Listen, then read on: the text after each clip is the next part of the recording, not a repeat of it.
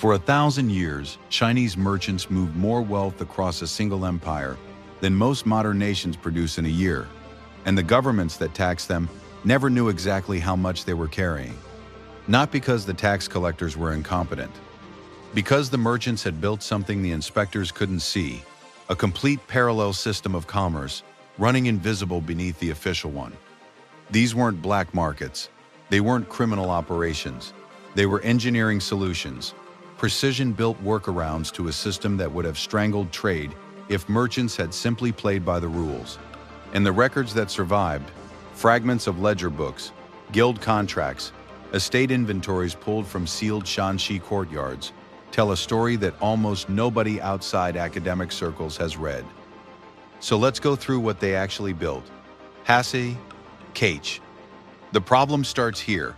In Imperial China, merchants ranked dead last in the Confucian social hierarchy, below farmers, below craftsmen.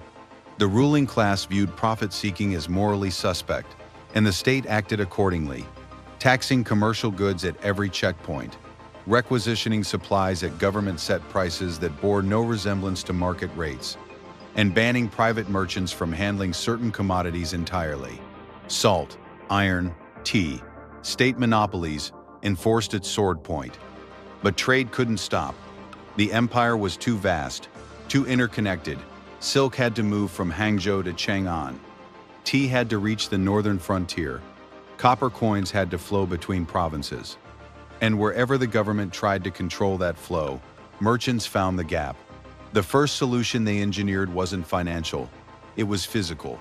During the Tang Dynasty, copper coins were the empire's standard currency, heavy, bulky, and nearly impossible to move in volume across the 2,000 miles between the capital and the southern trading ports. A single large transaction required carts full of metal. Bandits knew the routes. Inspectors knew what to look for. Every string of coins was a liability. Around 807 CE, tea merchants operating between the capital and Sichuan province invented a workaround. A merchant would deposit his copper coins with a trusted agent in Chang'an and receive a written certificate, a paper promise for the equivalent value, redeemable at a partner office in a distant city. The paper weighed almost nothing. Bandits couldn't spend it without the right contacts. Tax inspectors didn't know what they were looking at. The Chinese called it fiqian, flying money, and the name was precise. The value flew across the empire while the metal stayed locked in the capital. This two-part tally system worked by splitting the certificate at issuance. One half traveled with the merchant. The other was sent ahead to the receiving office for verification. A forgery required compromising both ends simultaneously. Almost nobody could manage it. The Tang government tried to ban fiqian multiple times. It failed. By 812, the state gave up and officially recognized flying money, then immediately started issuing its own version. That pattern, merchants inventing something the government then copied, repeats throughout Chinese commercial history. But the more interesting part of the fiqian system wasn't the money. It was the network it ran on. Flying money only worked because of something that doesn't appear on any government ledger: the merchant trust web. A certificate was only redeemable if the receiving agent recognized the issuing agent's seal and vouched for the bearer. That meant the entire system depended on a web of known, trusted relationships stretching across thousands of miles. You couldn't fake your way in, you had to already be part of it. This brings us to the guilds, the hang, which were the structural backbone of everything. In large Tang and Song dynasty cities, merchants organized by product type, silk dealers in one district, grain merchants in another, tea traders in a third. The guilds set wholesale prices, arranged supply chains from producers to retailers, and critically, handled all government requisition demands collectively. When an imperial official came to purchase silk at controlled prices, the guild head negotiated as a single block. What the individual merchant couldn't resist, the guild could stall, redirect, or quietly inflate through creative accounting. What the guilds also did, and this barely appears in official records, was run an information exchange. Guild members shared price data from distant markets, news about bandit activity on specific roads, intelligence on which local officials were strict versus which ones were manageable. That information, treated as proprietary guild knowledge, was worth more than the goods themselves on some routes. a merchant who knew that copper prices in the north had spiked 3 weeks before anyone else could move his inventory at a 30% premium. The guild controlled who got that information and when. The Song dynasty took this a level further. By the 10th century, Sichuan's merchants had a problem the Tang Fiqian system hadn't fully solved: iron coins. In Sichuan, the currency was iron rather than copper, and iron coins were so heavy relative to their face value that transporting enough to fund large transactions was physically absurd. 1,000 coins in iron weighed roughly 25 pounds. A serious trade deal required moving hundreds of thousands of them. 16 of the wealthiest Sichuan merchants sat down together and designed a private paper voucher system called Jiaozi. A merchant deposited iron coins with a participating partner firm and received a paper note of equivalent value, printed on special mulberry bark paper whose exact formula was kept strictly internal, with dual-color printing and handwritten security marks rotating between red and black ink in patterns that outsiders couldn't replicate without knowing the rotation schedule. Anti-counterfeiting built by committee, held together by the fact that only the 16 founding firms had the templates. The Song court nationalized Jiaozi in 1024. Again, the government copied what merchants built. But by that point, the merchants had already moved on to the next problem. And here is where the design gets genuinely clever. Because the merchants didn't just hide the money. They hid the cargo. Along the Silk Road's western routes, the knowledge of which paths were actually passable, which passes flooded in spring, which wells ran dry in summer, which oasis towns levied their own unofficial tolls, was transmitted almost entirely through oral tradition within merchant families and caravan guilds. The Sogdian traders who dominated Central Asian routes for centuries kept their root knowledge inside family networks, passing it from father to son, master to trusted apprentice.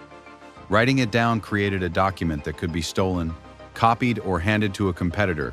This wasn't paranoia. The route itself was the product. A merchant who knew the safe northern bypass around the Taklamakan Desert, a route that cut 3 weeks off the standard track, had a structural advantage that no amount of capital could replicate without access to the same knowledge. When those Sogdian middlemen were eventually displaced, the knowledge partially collapsed with them, which is part of why certain routes fell into disuse rather than simply passing to the next group. Chinese merchants on the eastern end of the Silk Road played the same game with silk itself. The secret of silk production, how the thread was spun from silkworm cocoons, how the mulberry trees were cultivated, how the pupae were killed at exactly the right stage to keep the filament intact, was a state secret, enforced by execution. Smuggling silkworm eggs across the frontier was classified as treason, and merchants reinforced this by building a grading system that outsiders couldn't read. Tang Dynasty silk was classified through the Bureau of Weaving and Dyeing in Chang'an into categories based on weave structure, thread count, and dye composition. Names like Sha, Luo, Ling, and Jin describe specific technical configurations that only someone trained inside the industry could decode on site. Foreign buyers couldn't assess quality independently. They had to rely on the seller's description. A skilled Chinese soap merchant could, in practice, set his own grading scale because the buyer had no framework to dispute it. The asymmetry of information was total. The same principle applied inside China with weights and measures. The Qin dynasty had standardized units of capacity across the empire, officially. But by the later dynasties, the gap between official standards and market practice had become a permanent feature of commercial life. Merchants used container weights and measure sets calibrated slightly differently from the government standard, and the variations weren't random, they were calibrated. In Qing Dynasty Funing County, inspectors discovered that the bottoms of standard measuring containers had been manufactured as adjustable components. The merchant could shift the base slightly to alter the actual volume while the container appeared regulation issue from the outside. The system was ingenious precisely because it looked like compliance. Now all of that covers how merchants hid goods and moved money, but none of it would have held together without what may be the most sophisticated element of the whole operation: how they enforced contracts without courts. Imperial China's legal system did not offer merchants a fast, reliable mechanism for resolving commercial disputes. Formal courts were slow, required government officials with their own interests, and applied moral frameworks that treated merchant disputes as less urgent than agricultural or family matters. So the guilds built their own enforcement system.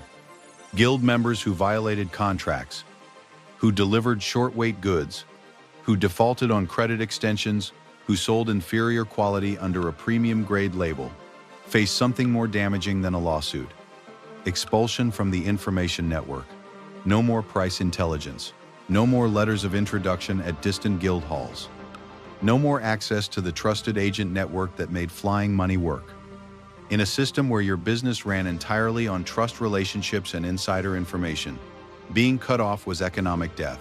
The Shanxi merchants formalized this into something approaching a complete alternative institution: the Piaohao, the Shanxi draft banks that dominated Chinese finance from the 1820s through the early 1900s, operated 485 branches across 95 cities at their peak, handling roughly 20% of the Qing government's interprovincial tax transfers. That scale required a staffing and trust management system of extraordinary precision.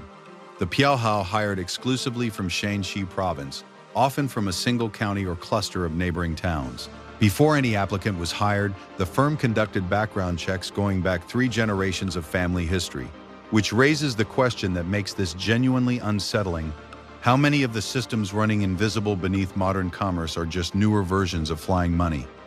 And if they collapse tomorrow the way the Piaohao did, suddenly triggered by a single policy change, would the people relying on them even know what had failed? Drop that answer in the comments. I want to know what parallel system you think is running right now that most people can't see. And if you found the Feqian angle as fascinating as I did, the fact that paper money was invented by tea merchants trying to dodge bandits, not by governments trying to build economies, share this with someone who thinks finance is boring. Because it was never boring. It was always a war. Subscribe and stay close. Next week, we're opening up the engineering behind a different kind of hidden network, one that moved wealth across a different ocean, and the system its builders used to make it completely invisible to the empires trying to tax it.